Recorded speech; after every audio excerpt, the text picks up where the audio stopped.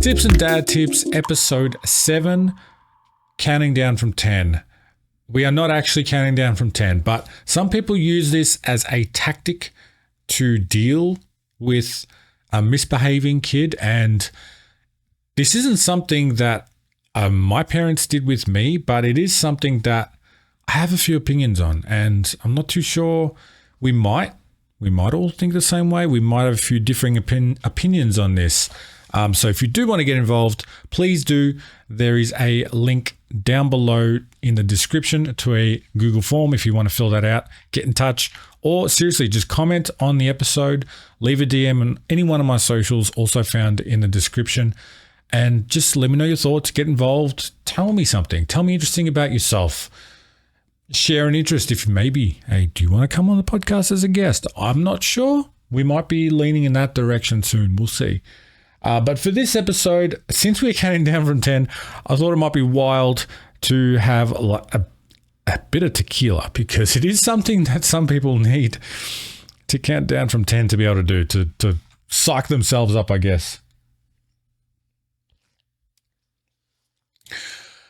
And we'll be following that up with some water. But just to be clear, so counting down from 10, I guess we do this as a tactic because we want to create sort of like a pattern, a way that our kids can be in touch with, understanding that we are requiring them to, whatever it is they're doing, calm down, stop being cheeky, stop what they're doing, hurry up and pay attention kind of thing.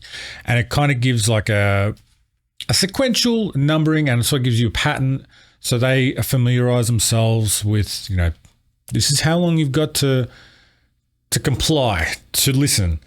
But I'm not too sure how well it works, and I'd love to get other people's takes on this. So I think one of the benefits of this is that it's kind of like it's pretty clear. Depending on how old your kid is, it can be very clear what the countdown is to. Kids will, from a fairly young age, will know how to count to 10. Obviously, when you're very early on and they don't know how to count, it's maybe more the way the numbers are pronounced that you kind of build familiarity, and they realize the longer this goes, this is not good. But yeah, by the time it reaches 0, your hope is that they will adjust their behavior or comply with whatever it is you're asking them to do. And one of the benefits is it can give you kids a window to sort of learn that they need to regulate their behavior, whatever it is. Say they're acting up, they're making a mess all over the house, and you tell them to stop and start cleaning up, and you give them the ultimatum. I get down from 10 to 0, and then that's when the action happens. And who knows what happens at 0? Did anyone push the limits all the way to 0? That is one of the downsides of it, I believe, is that after a certain point, kids will get to an age where they will start to question, first of all, what happens if they haven't already figured it out? What happens at 0? What sort of punishment is it? Is it just talking to? Is it something gets taken away from them, like a discipline of some sort? And, it can maybe start to escalate a bit of rebellion. We can get into that a little bit as well, but we'll stick to the positives for now. You could say that it reduces any need to have conflict or fight. Like, even though they might argue and like resist while you're counting down, they know that once it gets to that 0, something will happen, and it sort of gives them a window to calm down. It does provide a sort of like a motivation, I guess, to respond within that time period, whether positively or negatively. And I guess it's a cue, and it's sort of like something recognizable that kids can hear or see. If you're trying to be silent about it in public, and you kind of mouth the letters 10, 9, and you just, I don't know. I find it pretty funny. I I'm not sure how much my parents tried that stuff with me.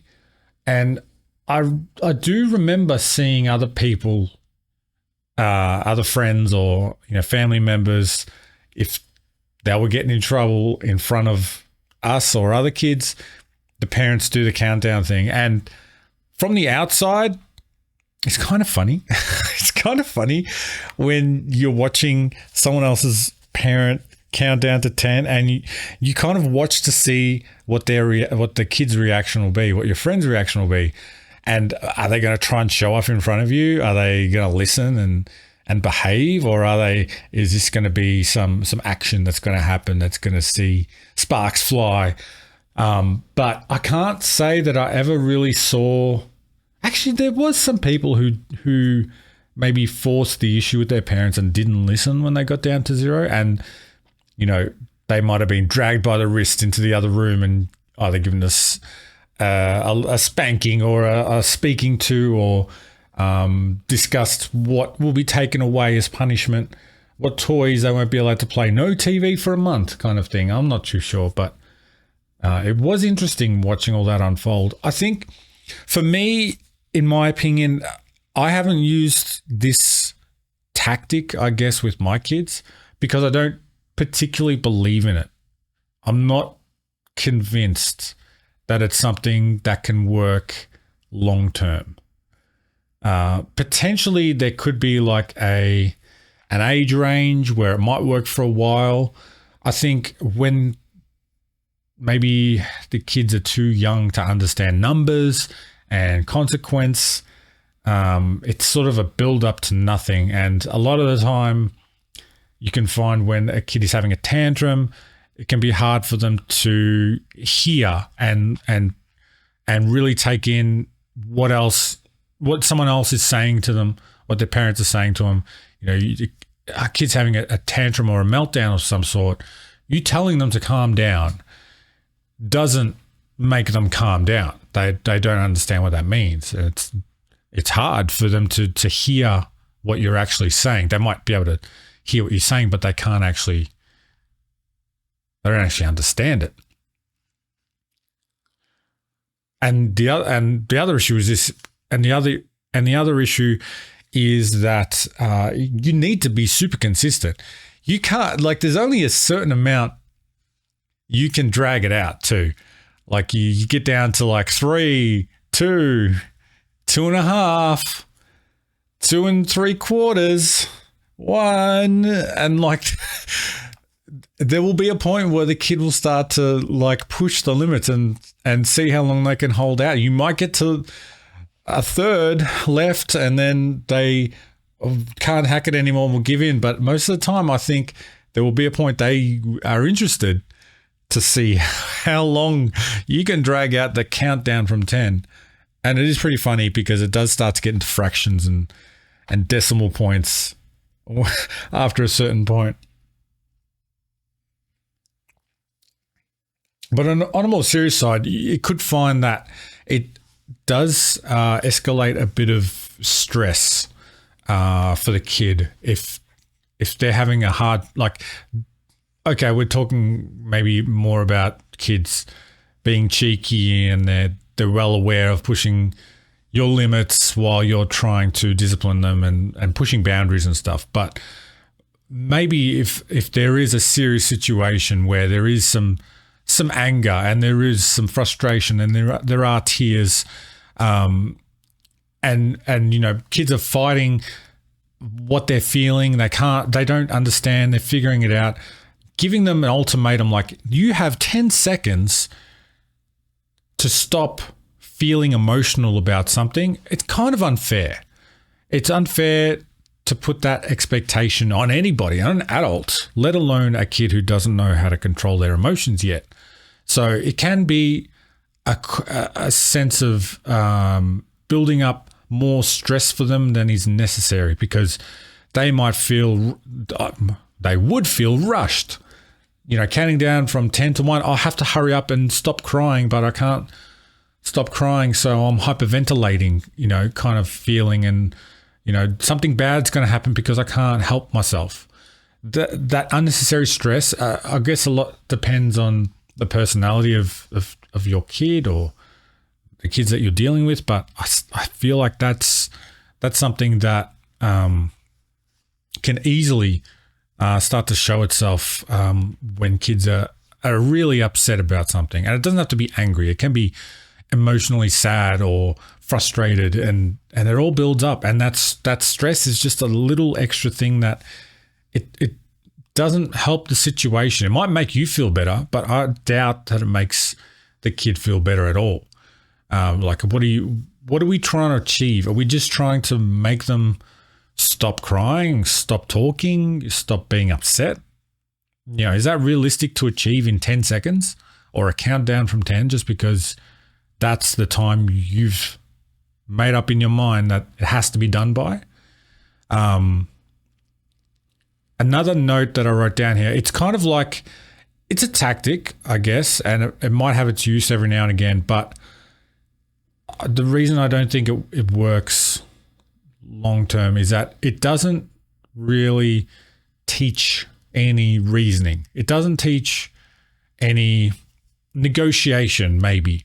I think that's one thing we're more wary of in today's day, I guess, compared to back in the day where it was kind of like the parents have, this is what goes and you don't question it. And, you know, if you question it, you're in trouble. It's my way or the highway.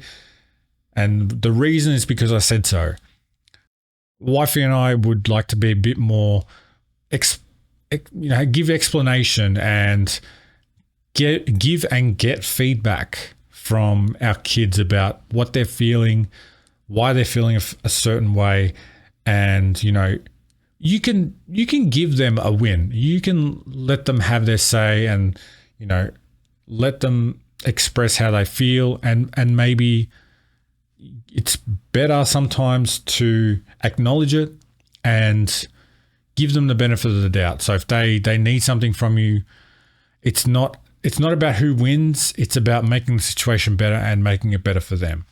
So, I mean, if you can teach your kids to speak or maybe give reasons about why they're feeling a certain way, and obviously that only happens maybe as they start to get a bit older, when they're better with their words and they can better recognize what they're feeling. But if you're continuously just trying to like make them stop and shut down, you're not giving them a chance to reason. And, you know, it could be maybe they're not getting upset. Maybe they want something they can't have and they're stubborn about it and I want this. And if you just give them the countdown, this is the time you have to stop. You don't give them a chance to express maybe why they want something so bad or what the deeper meaning or reasons are behind their behavior. So, and it also gives, like I said, that kids test the boundaries and there's a risk of extreme power struggles. There's power dynamics that happen and it's sad, but, how often do you see some random family or a parent and their kid in a shopping center, they're giving like the ultimatum, the countdown, and the kid just doesn't let up and they don't there's nothing that happens. So they count down from 10 to 1 and that's it. Nothing happens. The kid wins and he realizes he's in control now because what the parents think will keep him under control is not working. So they have the power. And yeah, okay, it's not always about power struggles, but at the same time, when your kid knows that they can get away with ignoring you, essentially, they're going to start to do it more and more because they get their way. Obviously, I think, the personality of the parents and the kids, it's very situational. Context matters. Whatever the problem is, the personality of everyone involved, all the ins and outs, it can be very situational. I think overall in the long term, while it can be effective here and there, it's not a consistent long-term solution to working out troubles. So, I mean, I'd love to hear what other people think. And Is counting down from 10 an effective way to deal with kids forever? Like, I personally don't think so, but I'm happy to be told otherwise. I'd love to learn more. So if you do have anything to say, please, once again, reach out through all the links in the description below. I would love to hear from you. Comment on the episode. I would love to hear from you. And once again, my name is Mingers. This has been episode 7 of Sips and Dad Tips, and I will catch you next week.